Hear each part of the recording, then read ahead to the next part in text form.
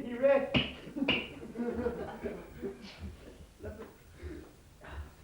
can't get any sleep at all round here. What's going on? Oh, Rick, it's time to TVE. TVE? What's that? It's 9:10. Oh my goodness, what a night. Sorry lads. All right, Merlin. Who's that on the telephone? It's me. Oh my God, I haven't got my bra on yet. Listen, can you play an Elvis clip or something, lads? I'll get down to the studio as fast as I can. All right. Thanks. Right, morning everybody. Sorry about that. My alarm clock went off this morning. I'll get down to the studio as fast as I can. All right, I'll get my normal little sleeping cap on, and me and Mervyn will make our way down to the studio as fast as we can. I'm feeling a bit of a cold this morning, so if anybody about wants to come and give me a little chest to rub, I'll be pleased to see you. All right, so I'll see you down at the studio in about 5 minutes' time.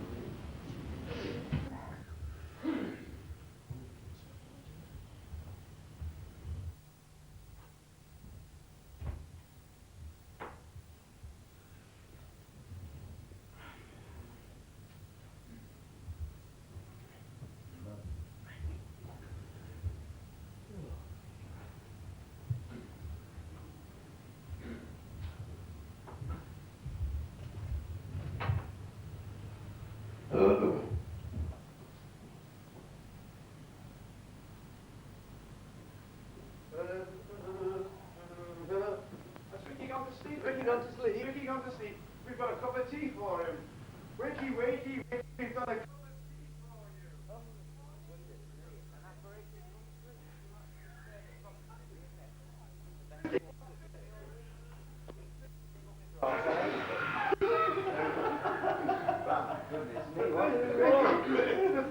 Have you met Mervyn the pervert?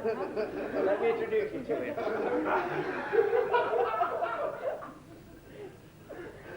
Amazing, aren't it? All the people in the studio sitting down listening with ears ready. Right, this is a story about Little Red Riding Hood sitting in a council flat in Streatham. Where's she sitting? What? No, not what is it? Not Neasden, no. In Streatham. Anyway, she's sitting there, picking her nose on the settee in the council flat in Streatham. All of a sudden, there's a bit of a noise outside, and Dad comes home, singing My Way at the top of the street. Down the road he comes, staggers in the door, Brahms and Liszt, 3 sheets to the wind. Been down the pub all morning.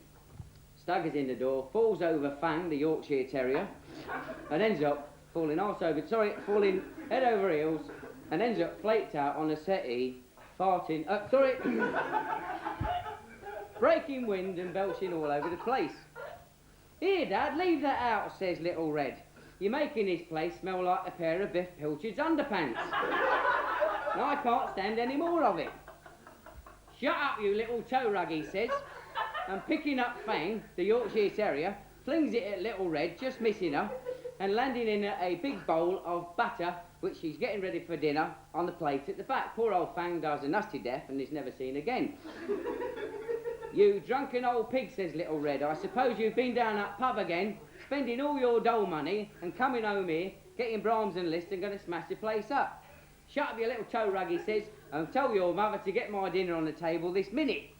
Mum's gone down to bingo, she won't be back until 7 o'clock, so I've got to get you dinner today, she says. And with that, she whips up the batter, tips it into a baking tin and stuffs it in the oven, complete with Fang. Shutting the door, about half an hour later, she whips the dinner out onto the table, which is pudding, potatoes, peas and a meat pie. Dad looks at it. He says, here, what's this here now? It's all airy. She says, don't worry, Dad, it's only Yorkshire Terrier pudding.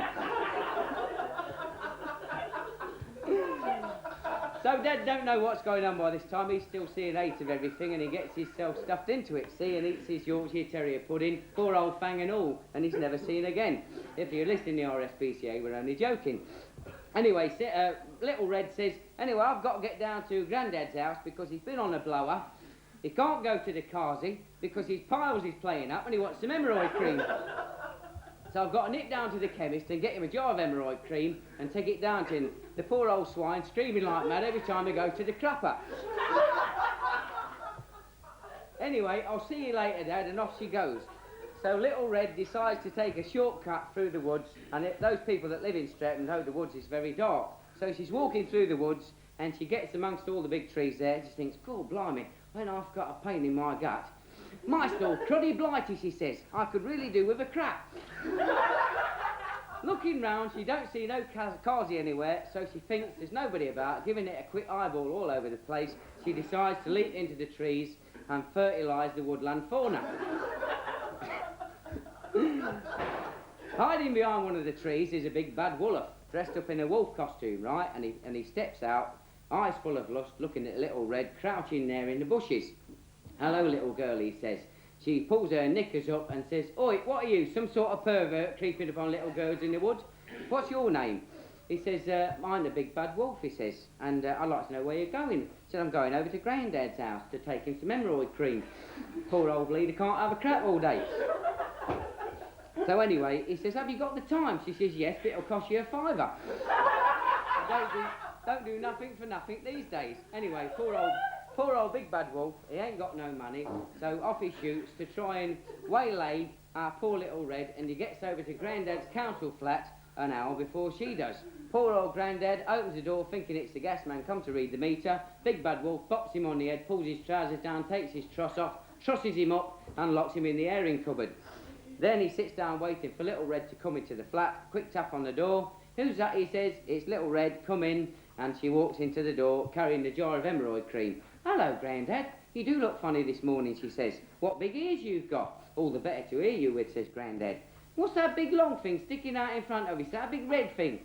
He says, "That's my tongue," he says, full of lust, "sticking in your ear hole." And with that, he leaps up, chases Big Red around the room, but outside, brushing the street, is Big E, the Streatham Council workman, see? With a big E on his chest.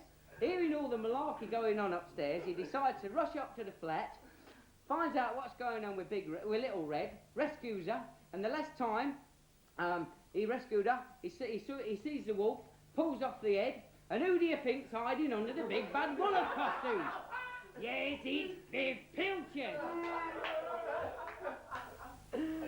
So he gets his size 14 council sweeping brush, stiffs it up Cliff Richard's bum, and the last we see of our anti-hero is running down the Streatham High Road singing "Show Me the Way to Go Home."